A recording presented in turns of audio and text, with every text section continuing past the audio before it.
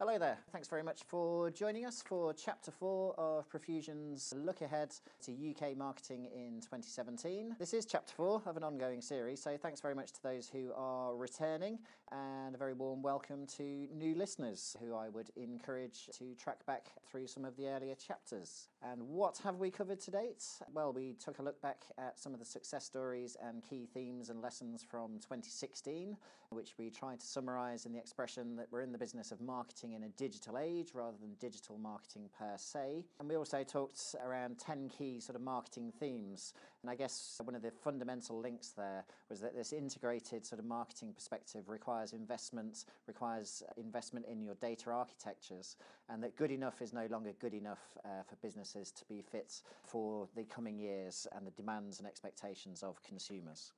In this chapter, we'll be moving on from understanding the consumer context in Chapter 3, where we explored the sort of socio-economic circumstances and really tried to give a little bit of insight below the average sort of headline figures that we see in terms of economic reality, particularly looking at the uneven nature of the recovery and the very limited extent to which people have seen a genuine uplift in their incomes and circumstances since 2008.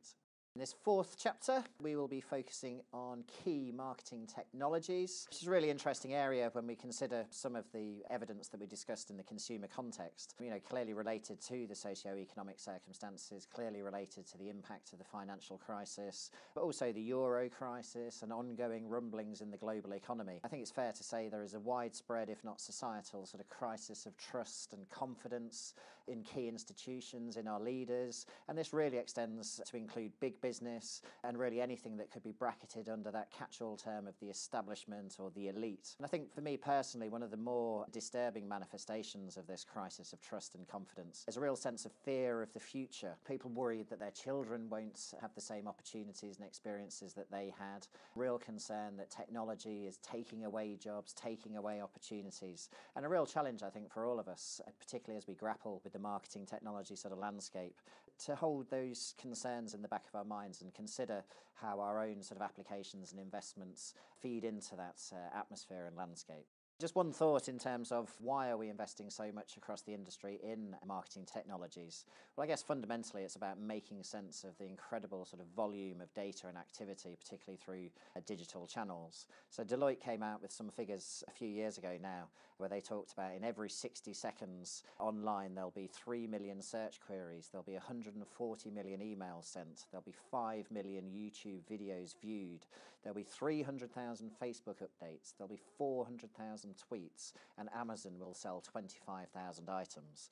Well, I'm fairly sure that Amazon will be selling more than 25,000 items these days, but it gives you a flavour for the volume and the variety of data being kicked out through digital channels every minute of every day, and therefore the need for sophisticated sort of technologies and data architectures to make sense of all of this noise.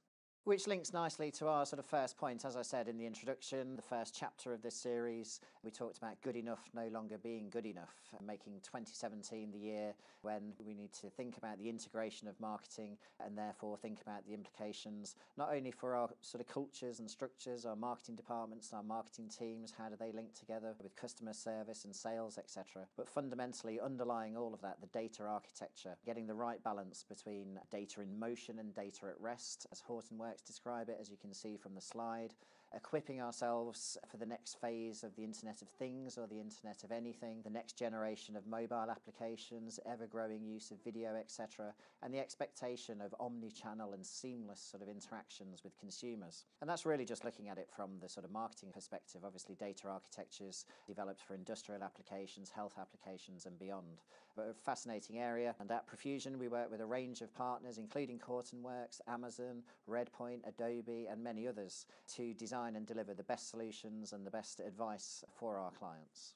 So moving ahead into 2017, we saw massive progress in terms of the growth of voice as a platform in 2016. Arguably, it was the story, really, of 2016. Particularly high profile was Amazon's Alexa sort of interface, particularly through the Amazon Echo in-home device, sales of which really took off over the summer. And really interesting to see how many brands have jumped on board there, creating new skills for Alexa, and is indicative of the sort of confidence in this as the primary sort of interface and platform platform for the future. And if we just pause for a second and just think about that, it really is absolutely revolutionary in its sort of implications. We've talked maybe for 20 years now about the rise of ubiquitous or pervasive computing. We talk about invisible technology. We talk about technology being intuitive and responsive to our needs.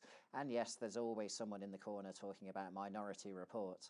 But voice is so fundamental to this new sort of hybrid paradigm of computing and humanity working in symbiosis, really. It means that we'll be interacting with the internet, with technologies, anywhere and everywhere that we are. It's a real leap forward. If mobile threw off the initial sort of shackles of fixed line access to the digital world, then voice takes us way into the future. So really, really interesting application to watch. Oh, and the bloke on the slide, well, I think he competed in The Voice in 2016, but I may be wrong.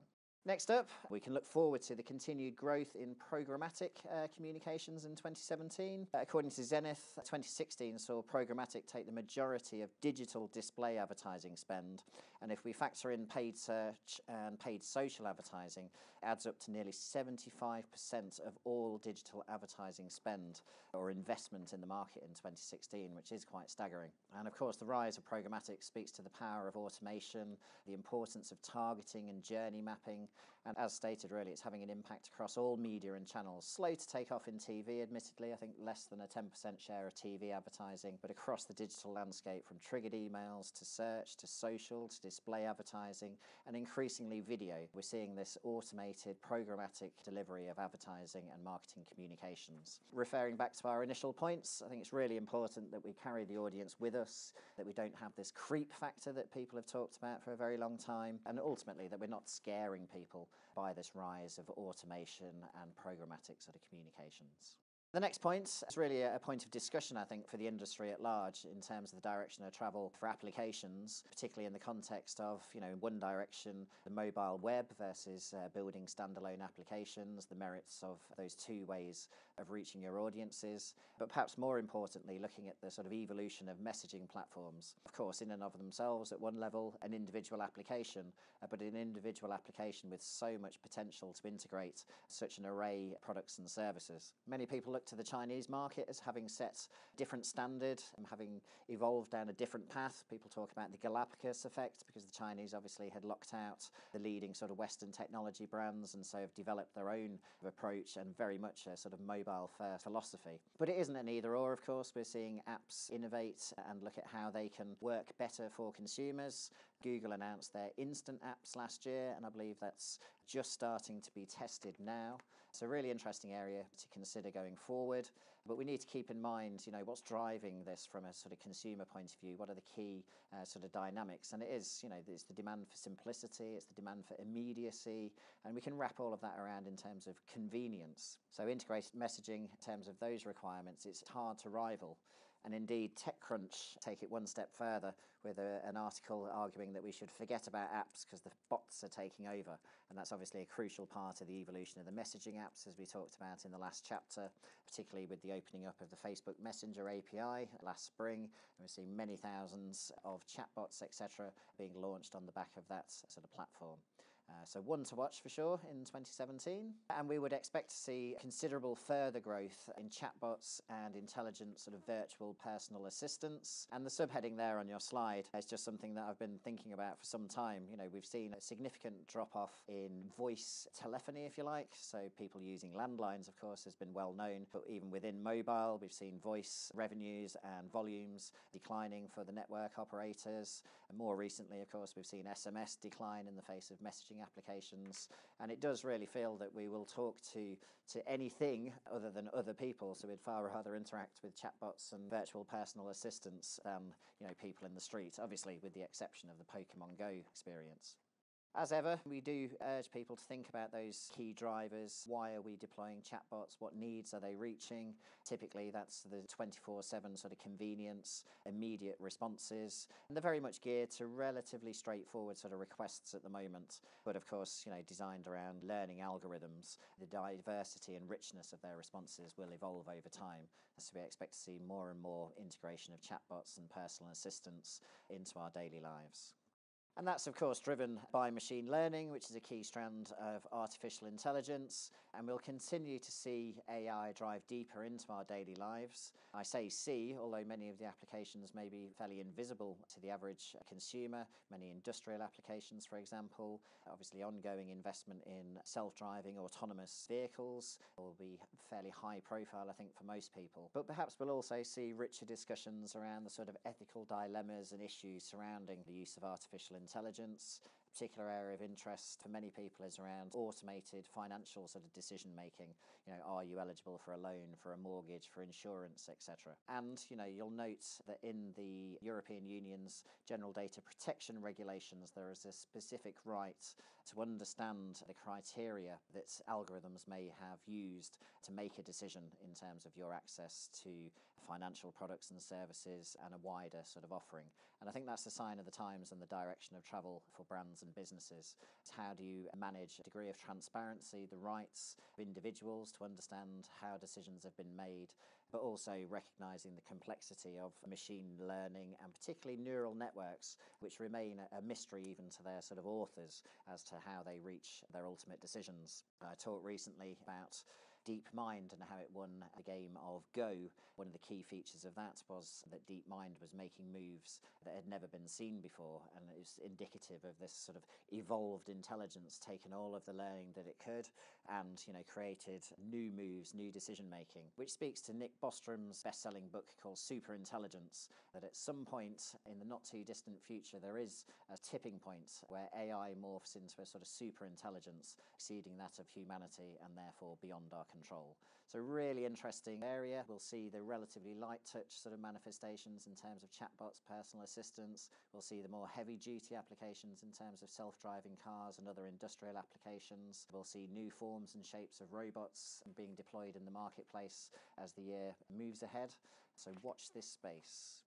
And fundamentally linked to that is the Internet of Everything, or the Internet of Things, or M2M communications. It's already been said that the Internet of Things is ripe for a rebrand.